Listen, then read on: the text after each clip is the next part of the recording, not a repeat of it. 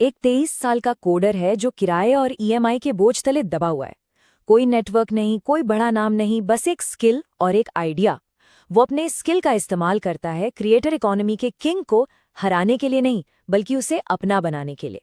और इसके लिए वो इस्तेमाल करता है एक 400 साल पुरानी स्ट्रैटेजी।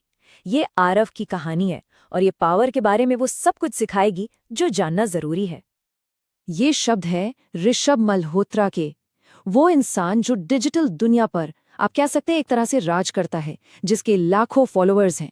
और आरव के लिए ये शब्द सिर्फ एक कोटेशन नहीं, बल्कि एक चैलेंज है। एक सीधी सी बात कि डेटा ही आज की असली पावर है, और जिसके पास उस डेटा को समझने की चाबी है, दुनिया उसी की होगी। तो ये है आरव, एक ब्रिलियंट कोडर जो अपने छोटे से कमरे में कैद है। यहाँ उसकी दुनिया सिर्फ लैपटॉप की नीली रोशनी तक ही सीमित है। दिन में 18-18 घंटे कोडिंग, लेकिन महीने के आखिर में हिसाब बराबर करना भी मुश्किल। पर उसकी आंखों में थकान से ज्यादा एक आग है, एक जुनून, जिसे ऋषभ के उन शब्दों ने और भड़का दिया है। आरव ने ऋषभ के हर एक वीडियो को, हर एक पोस्ट को डिकोड करना शुरू कर दिया। उसने पाइथन स्क्रिप्ट्स चलाईं, views, likes, comments, trending topics, सब कुछ एनालाइज किया।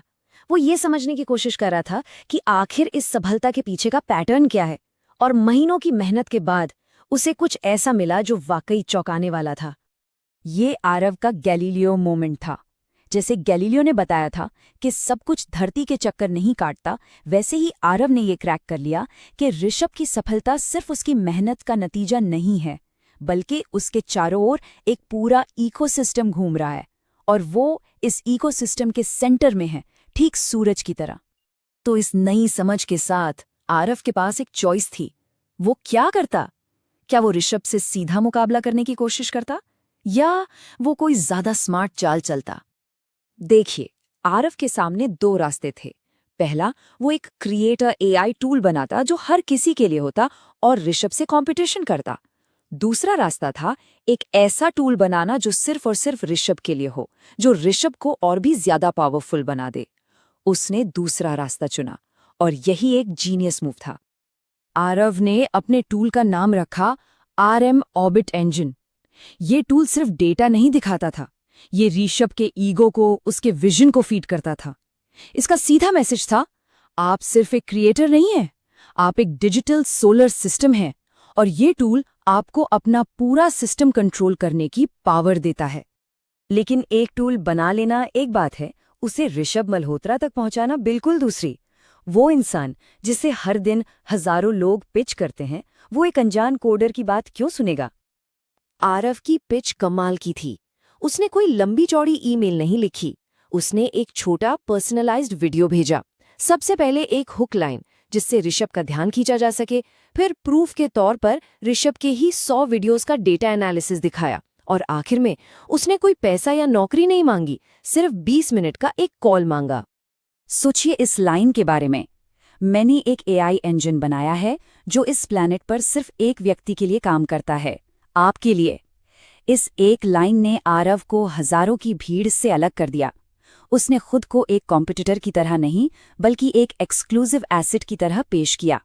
उसने ये साफ कर दिया कि वो ऋषभ को गिराने नहीं, उसे और ऊपर उठाने आया है। और कॉल आया। ऋषभ का ऑफिस आरव के कमरे से बिल्कुल अलग था। एक मिनिमलिस्ट डिजाइन जहां से पूरे शहर का व्यू दिखता था। ये एक पावर जोन था, और आरव अब उस जोन के अंदर था। डेमो के दौरान आरव ने ऋषभ को वो दिखाया जो वो देख नहीं पा रहा था। उसका एआई इंजन अगले 30 दिनों के लिए कंटेंट स्ट्रैटेजी बता सकता था। कौन से टॉपिक पर स्पॉन्सरशिप मिलेगी, किस टॉपिक से ब्रांड इमेज को खतरा है, ये सब कुछ हार्ड डेटा पर बेस था। आरव सिर्फ व्यूज बढ़ाने की बात नहीं कर रहा था, वो ऋषभ की पावर को प्रोटेक्ट करने की बात कर रहा था। अब ऋषभ के दिमाग में एक सवाल था। वो इस लड़के के आइडिया को आसानी से कॉपी कर सकता था, अपनी टीम से बनवा सकता था, या फिर वो इस लड़के को अपने ऑर्बिट में शामिल कर सकता था। ये एक बड़ा फैसला था। ऋषभ स्मार्ट था, उसने समझा कि वो टूल तो कॉपी कर सकता है, लेकिन आरव के दिमाग को नहीं। उसने आरव को एक ऑफर दिया, टेकओवर का नहीं, पार्टनरशिप का, एआई इनोवेशंस को लीड करने का, प्रॉफिट शेयर और इक्विटी के साथ।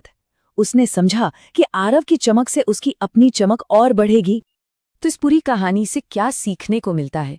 आज के दौर में पावर का खेल कैसे काम करता है, इसके कुछ नए नियम हैं। ये 4 नियम एक पूरा माइंडसेट है। मतलब खेल खुद को हीरो बनाने का नहीं, बल्कि किंग को और पावरफुल बनाने का है। अपनी वैल्यू को उनकी जीत के एक जरूरी हिस्से की तरह पेश करना, ये साबित करना कि आपके होने से वो और मजबूत होंगे। खुद को एक खतरे से एक जरूरत में बदल देना। इसे अगर एक लाइन में कहें तो वो ये है, पावर के गेम में स्मार्ट वही है जो अपनी रोशनी से पहले किंग की रोशनी बढ़ाता है। जब किंग चमकता है तो उसकी रोशनी आप पर भी पड़ती है। कहानी एक नई पार्टनरशिप पर खत्म होती है, लेकिन एक सवाल छोड़ जाती है। अपनी दुनिया में पावर का ये खेल कैसे खेला जाएगा? मुकाबला करके या मिलकर काम करके? चुनाव हमेशा अपना होता है।